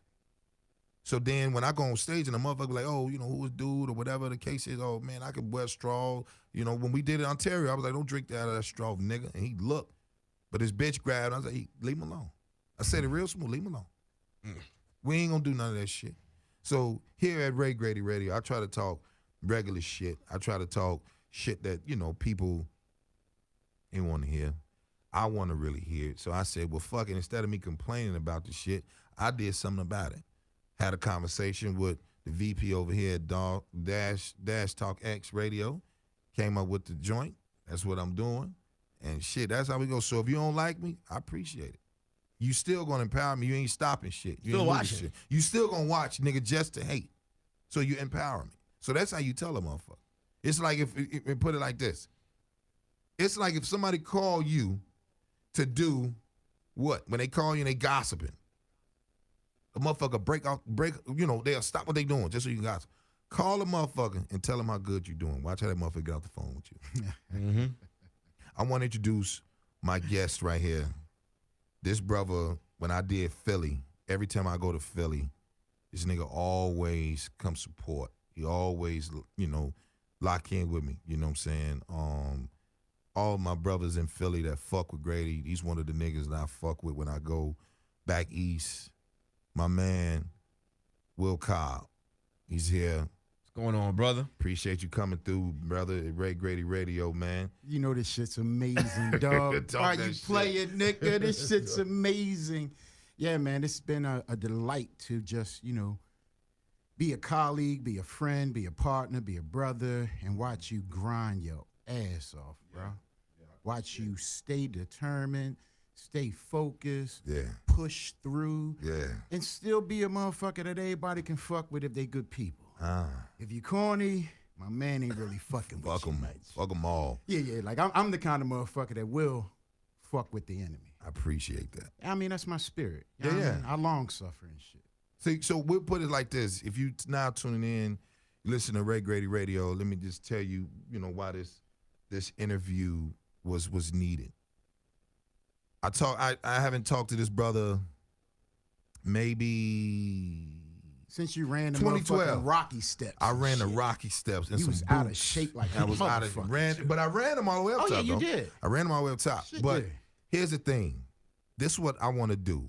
I came to my people with this idea that, this is what I want.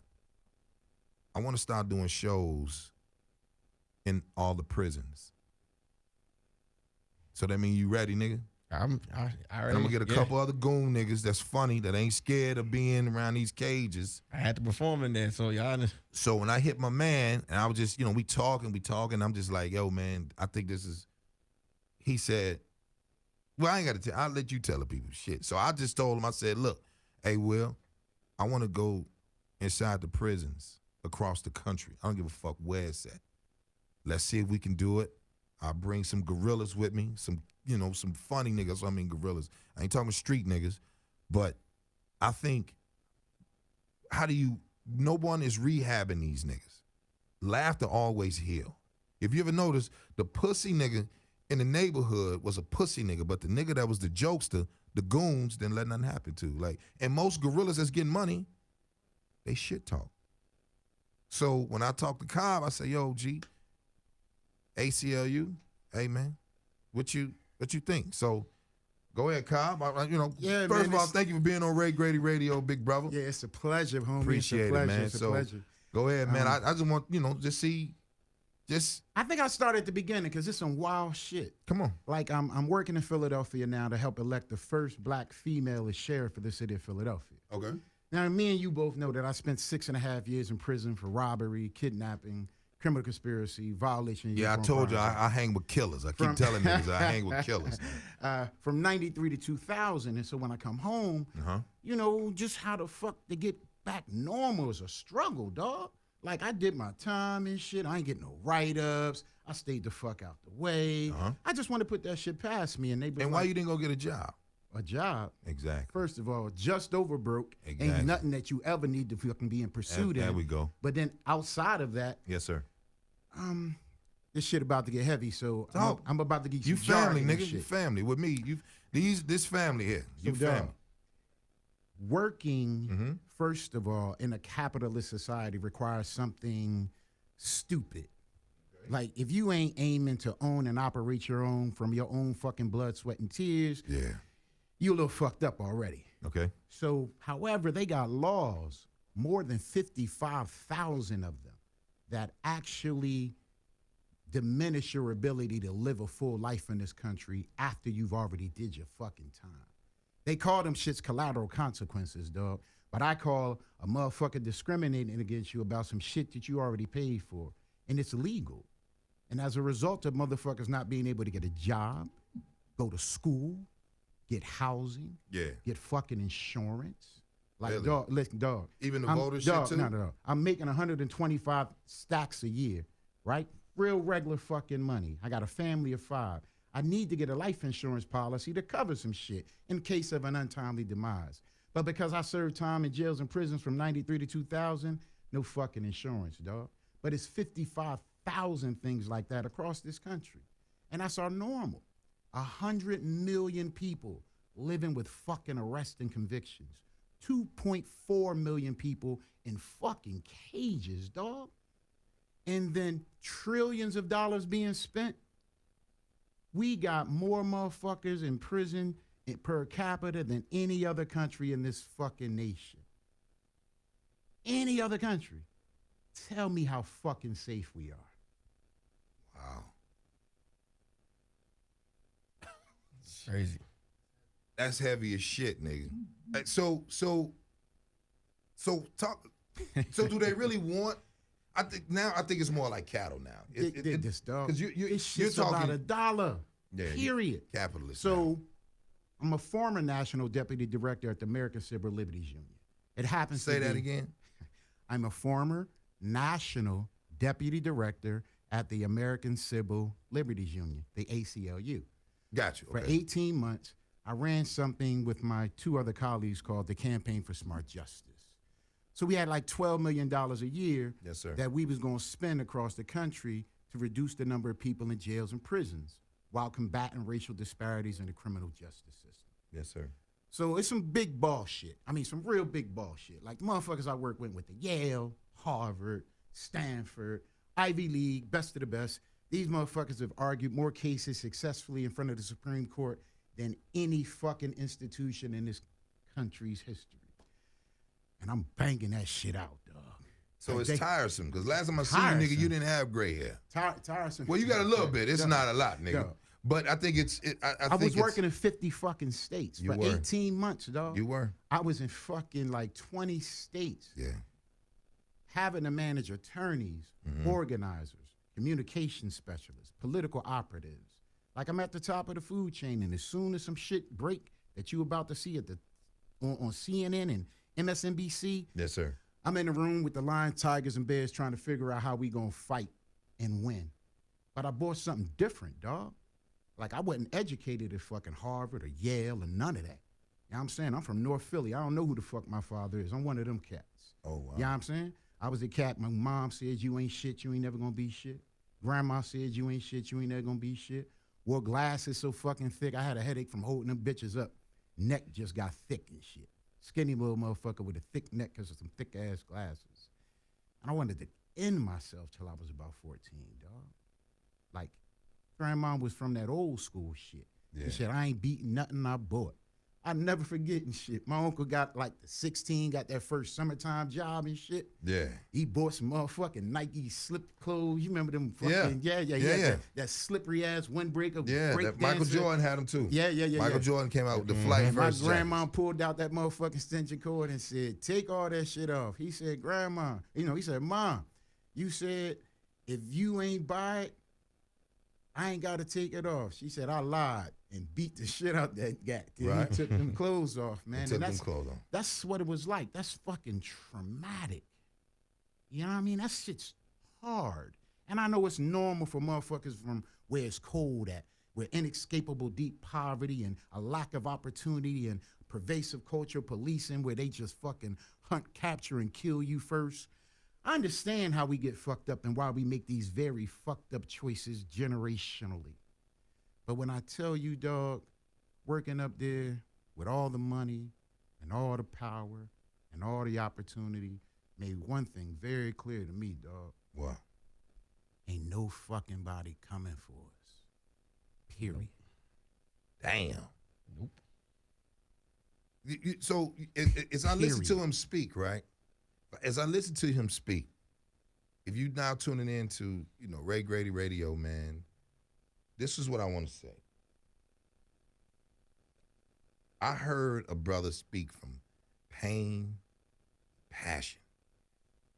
When a nigga gotta sit in a cage, when he took us through, this your first time meeting him, Nick. Yeah.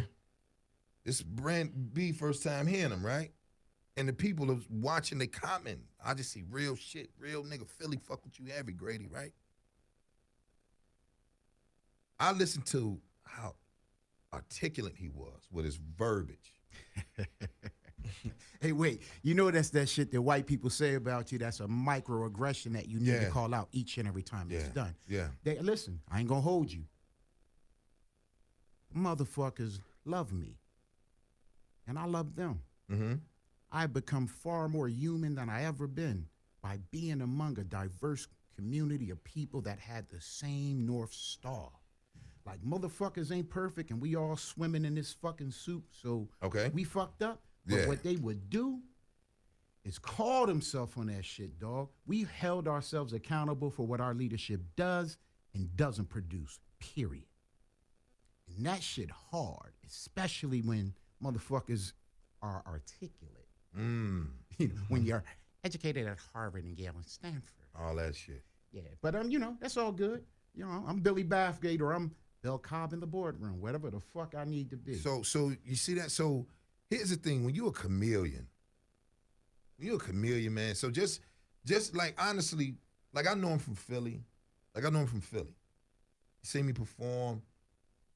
Cobb sweater. Right? It's about 1,000 funny niggas with these motherfucker, motherfuckers, right? These old niggas, and they just like, we fuck with son. We fuck with ball. You the dude, right? man. So then when you get down to a nigga that's paying attention to your energy, right? Like, yo, this nigga, he different. Like, yo, this nigga Grady different. For sure. Like, even the way he performed, like, he different. No, nigga, you us. What we talking about? Right? So, but then here's the thing.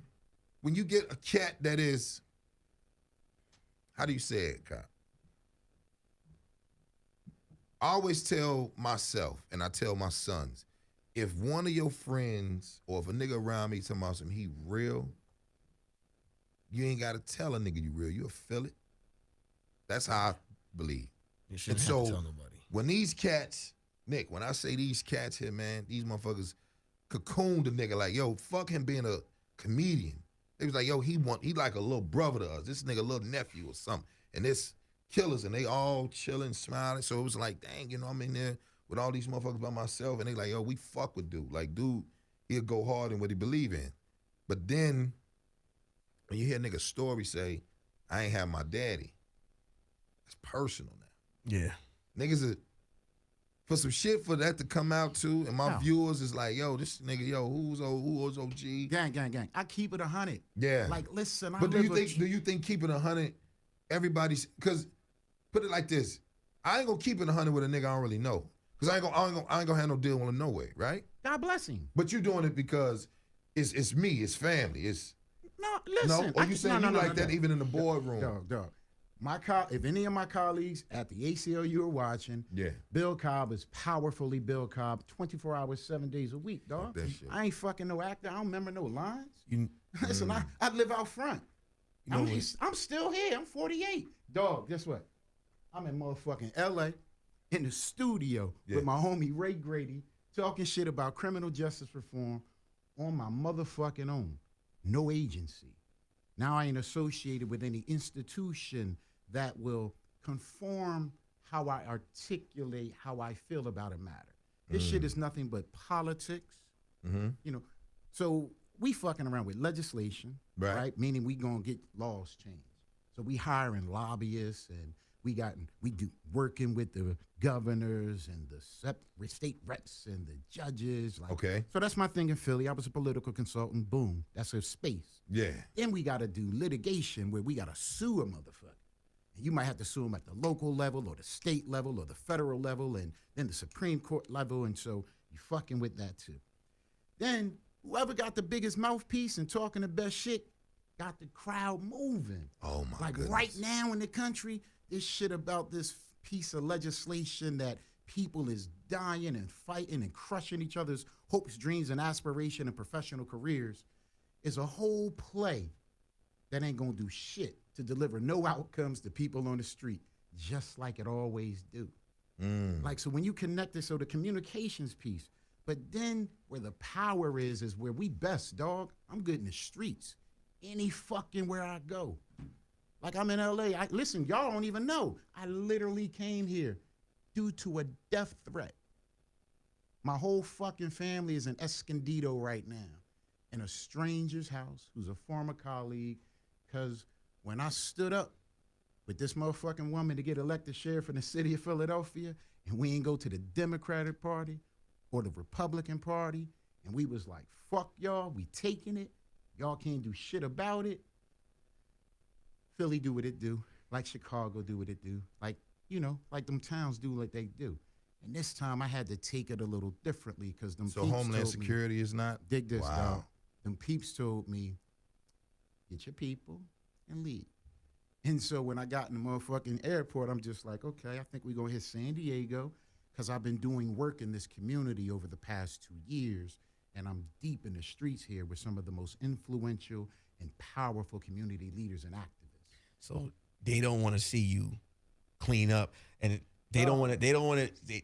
Y'all was talking about it. They talk and about. I ain't in the way no more. You talk about how the fuck I'm really doing the right thing, G. Yeah. And the motherfuckers is really talking about clipping me. But see, that's what I find fucked up. And when people talk about that, Yeah. nobody care about the communities. Nobody's trying to fix this. You got a brother right here. This is why a lot of people don't step up. Try to step up. Okay. Because they'll take you. They don't want. People say they want things fixed. Okay. But they really don't. They don't want things fixed. They rather the ignorance. People And do. to hear that story that not a story, but to hear what you're saying, it hurts because of the fact that we have these conversations every day about why doesn't someone step up? Why doesn't somebody fix this? Why don't somebody be the mouthpiece for us? We say that shit because it sound good.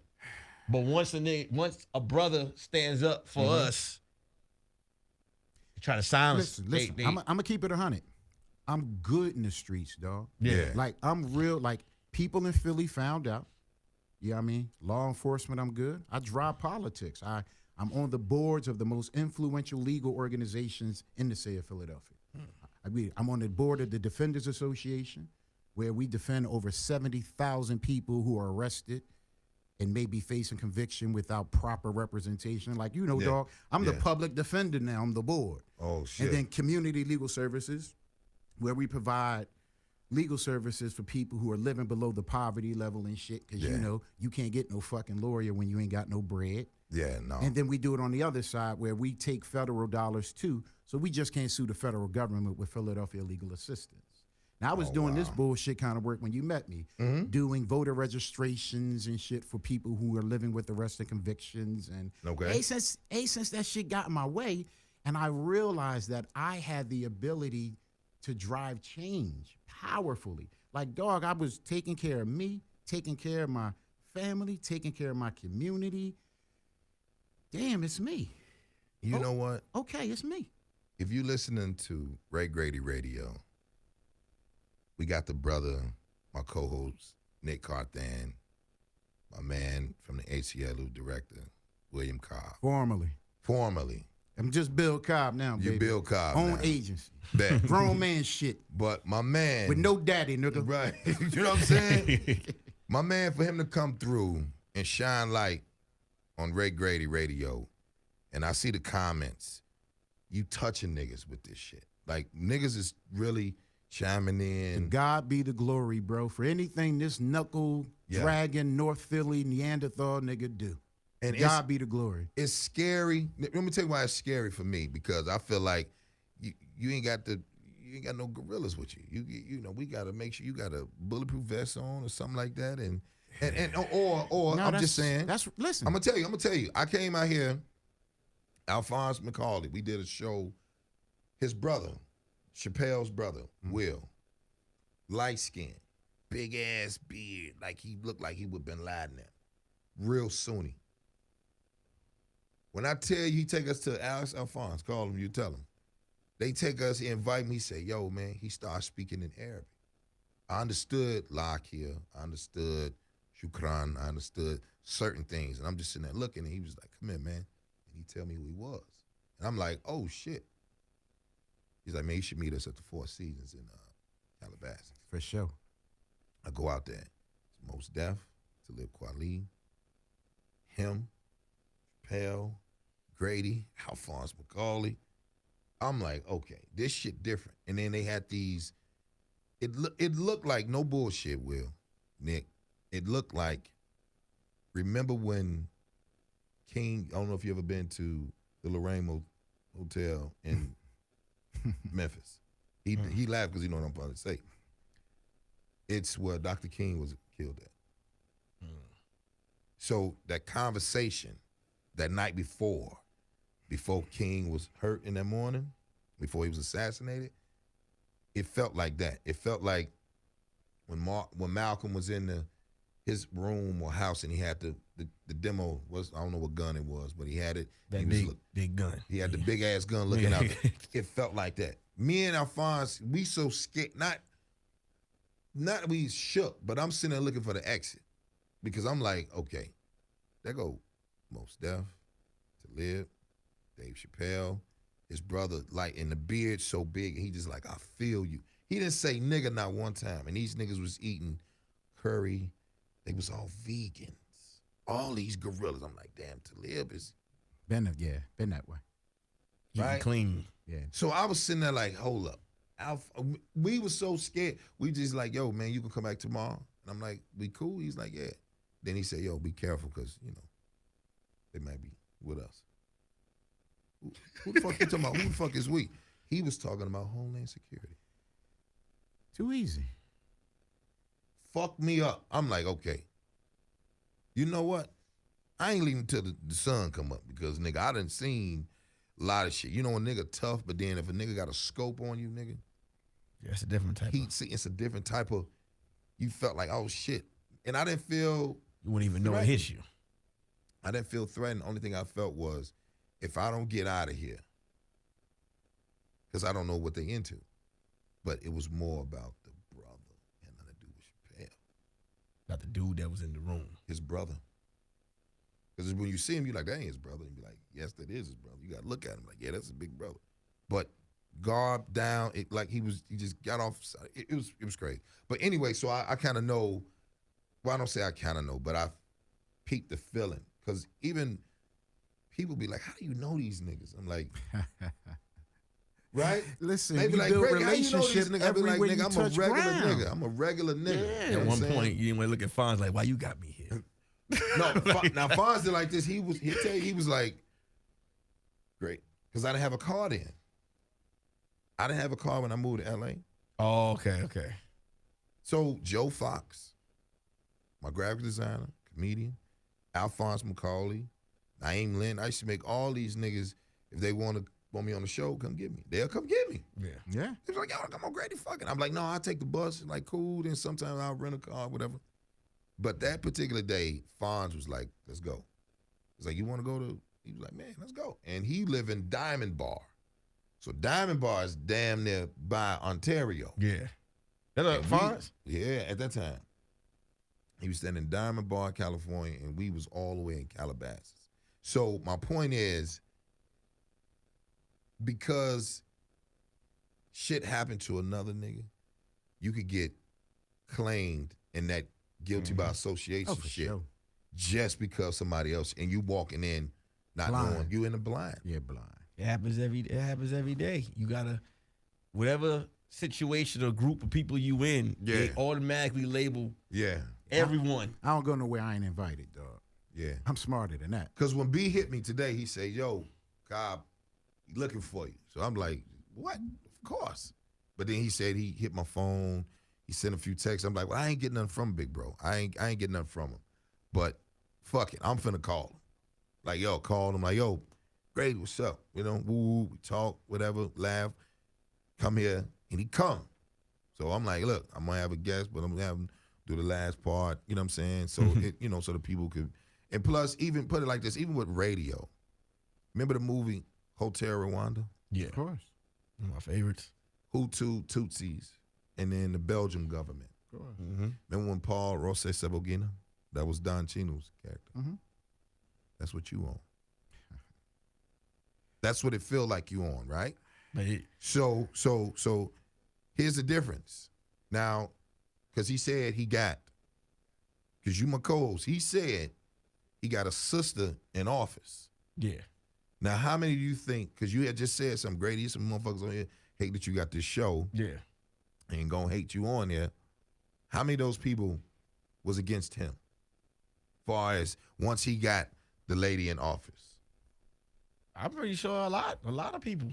What's the percentage? Huh? What's the percentage? Because you pretty good at numbers. This nigga listen, smart as shit. I don't want to put the far. Like 75% of the people probably was against you. Listen, the truth of the matter is, I don't take stock in the past. That's done. Yes. Stock. You heard that? Yeah, what's in front of me is what's in front of me. Yeah, and listen, I'm on the other side of the country with my whole family. Let me ask you this question: how did it feel to know that you, like you said, you doing the right thing?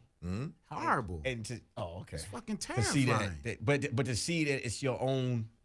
It don't matter what it is, dog. I don't give a shit if it's rat, cat, dog. It's trying to hurt me. It's trying to debilitate my capacity to be a full human being and my family. I'm out. Reason why I asked you that, you from Philly. Yeah, I'm listening to Meat album earlier. for sure. Okay. One of the songs, I think it's Trauma, second track too.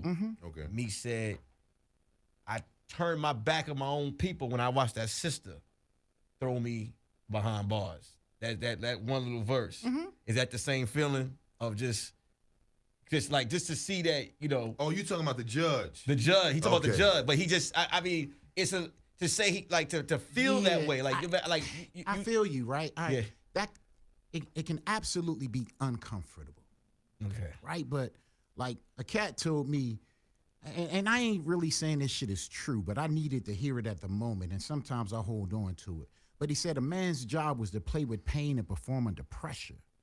See, because I ain't had my dad. and Say that shit, again? A man's job is to play with pain and perform under pressure.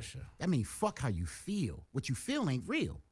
Like you can go ahead and grab all that and you feel it.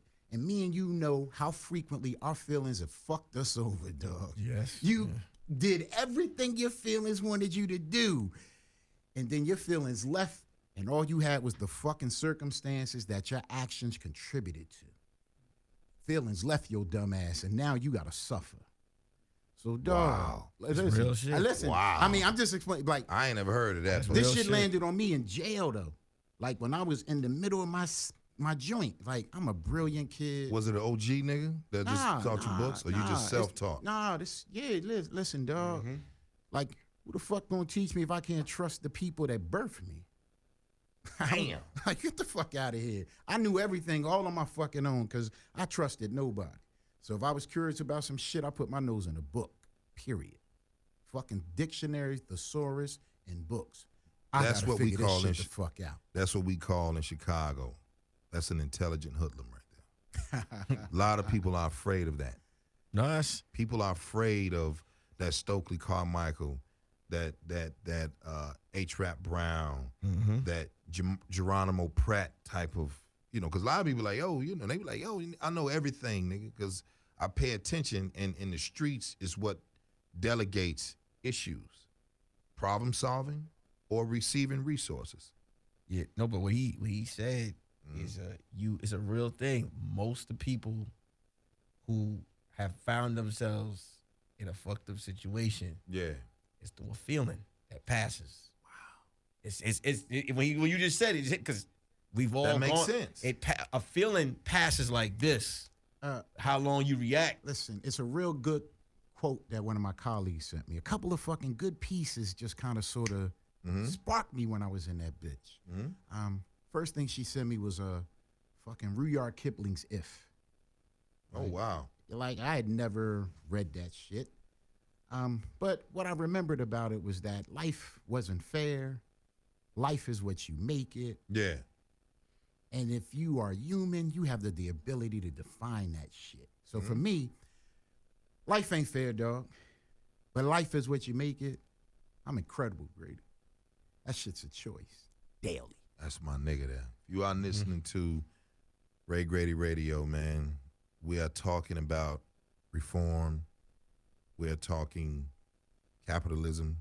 We are talking manhood. We talking that shit, We nigga. talking that shit, nigga. That shit there, Nick. It's almost like you can't make shit up like that. Can't. Because first of all, the shit you was saying, I'm like, I've been around this nigga for a minute. I've been knowing him. I've been knowing him for a minute. He's never said nothing. Remember that time you came and picked me up from the airport? Right. Picked me up from the airport. We went party. 3 in the morning. We go back to the club. Me and this nigga was back and forth. We was Philly International Airport Hotel, Philly. We was all through this motherfucker. Me and this nigga. Good shit. That goes back to the conversation you were having earlier Which one? between real and that social media. Okay. You could be around, I could be around you for days.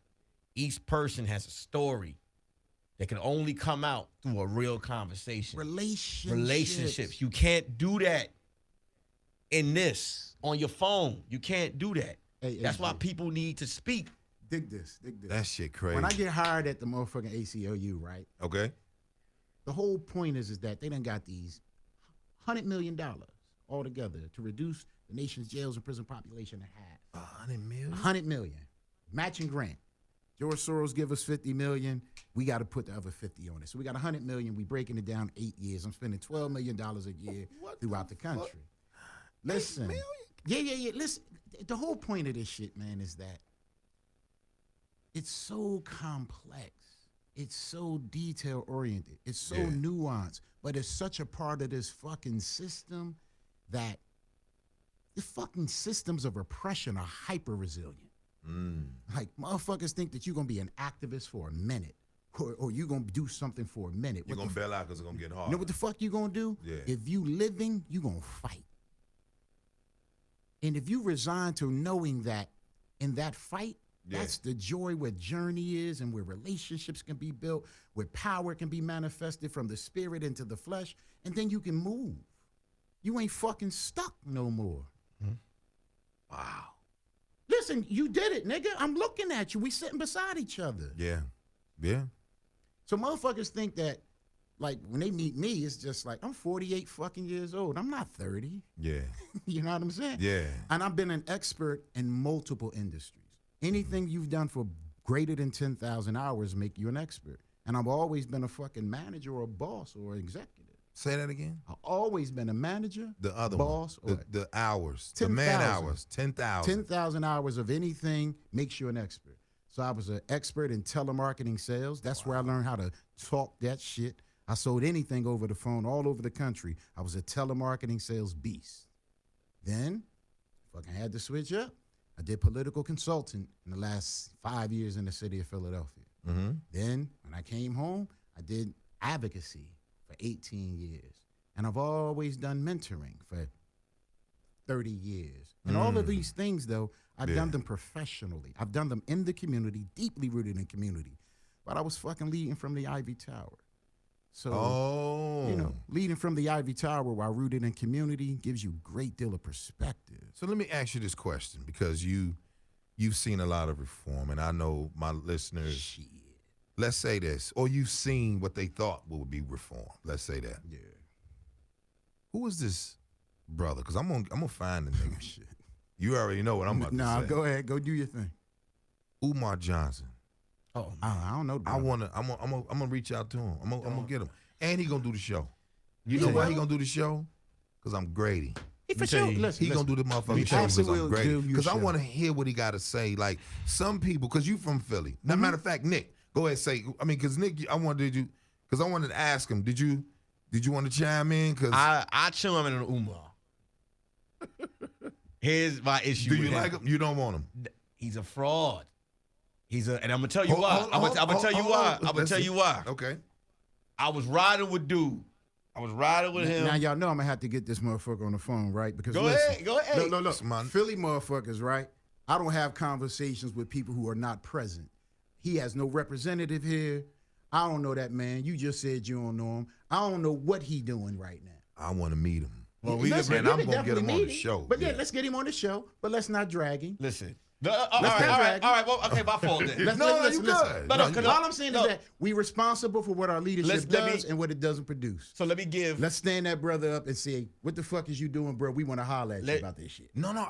Here's the thing. That's what we want to do. I want to meet him just because he didn't come out of nowhere. He just appeared, nigga. Here's why I said, because I don't want to sound like I'm dragging him. Let me tell you. Good. Nah. We know you ain't. We rolled with him. I'm from New York. He used to get on Breakfast Club. I used to watch his interviews over and over. I used to, You know him. Talk that shit. I used to watch when he talked about Obama. You know him. I was sat there and I was like this. I was like, I fuck with dude. Okay. I like to say he said Obama wasn't for us. You know, he was talking from a black man's perspective, from the pain that we, he's talking about the schools. So one day, you know what happens. When you come to the top, they start to find shit. Yes. And I still let that stuff go. Okay. It's when he did a foundation to raise money Okay. for the children, Yeah. and he ran off. It wasn't real. It was a scam. And You talking about he was trying to do Reported. he was supposed the to private for the schooling for the kids. because it's not a Yeah, charter reported. school. Charter school is state funded. He was trying to be, privately owned. Right? Privately owned. So let me say this. Because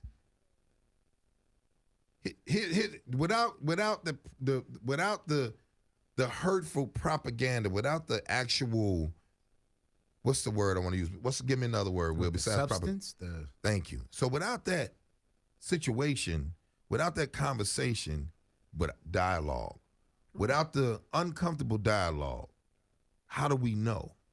Right? Yeah. Because here's the thing. Just because they put that out there, and then I'm gonna let you speak, Will. I'm gonna let you speak.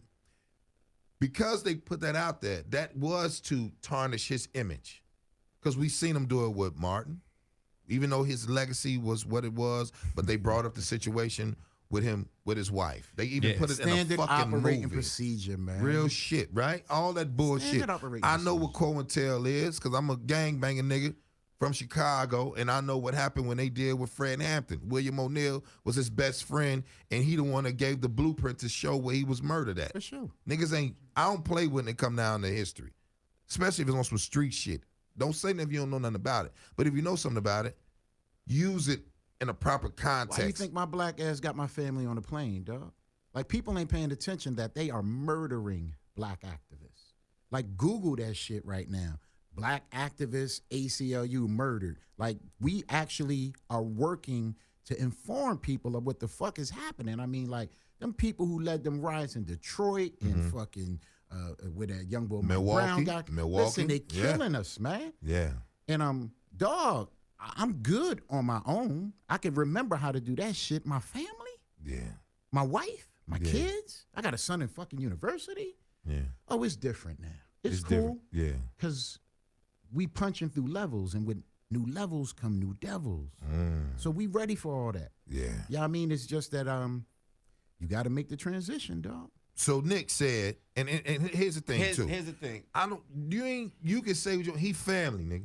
No, I know. I'm not afraid. He family. Yeah, here's he the thing. family. The problem with him when this happened is even this though is you a haven't man talked that's to him, quick. because I'm gonna bring him on the show. You can bring him on the show. I'm gonna get him on the show. But see, you got to answer the questions that he's an outspoken person. Every time he was on social media, he talk. When this situation came Submit out, your questions in writing. right, And then have him present those answers. when they tried to get him on the Breakfast Club, Okay. they tried to get him on these platforms to talk about what happened. Okay. He was nowhere to be found anymore. Dig this. What I know is like I just touched down in LA and Escondido, and I'm connected to people who are driving change in this community.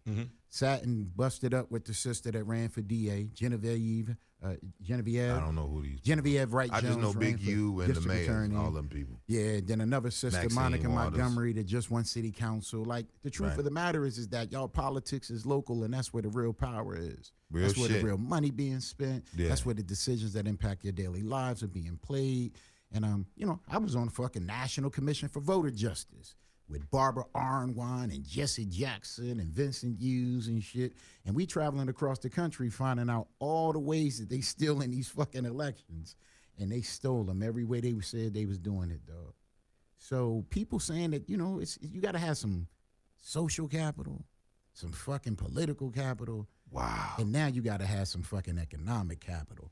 Put all that shit together, nice, mix it, and do what you want to do. Live your dream, man.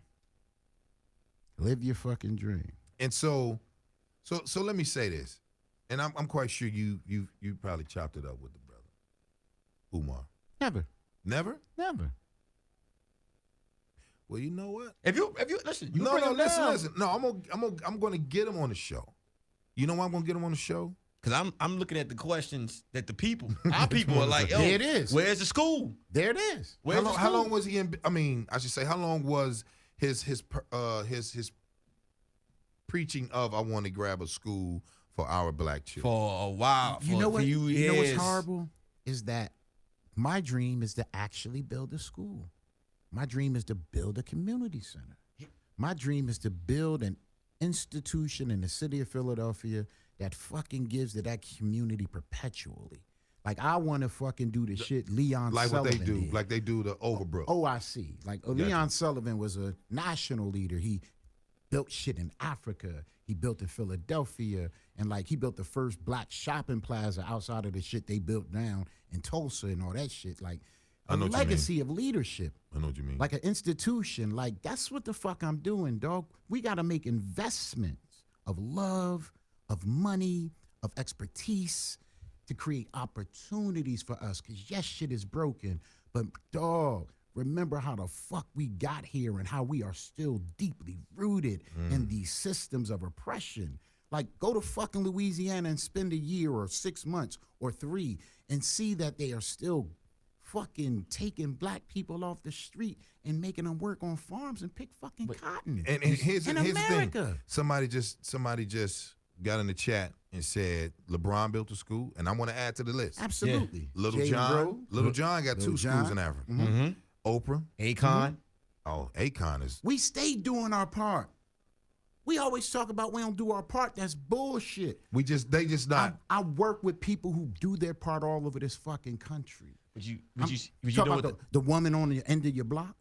but you see what the problem is? We got a lot of people that do for us. Okay. But then you got the ones. You see how quickly I was able to just. Because I know, like I said, Yeah, I yeah. watched That's Google. this man's interviews. Yeah. I watched him. I watched the Breakfast Club. Every time he would be on there, I chime in. I remember him talking about building the school. Okay. And I remember the backlash was, where's the school?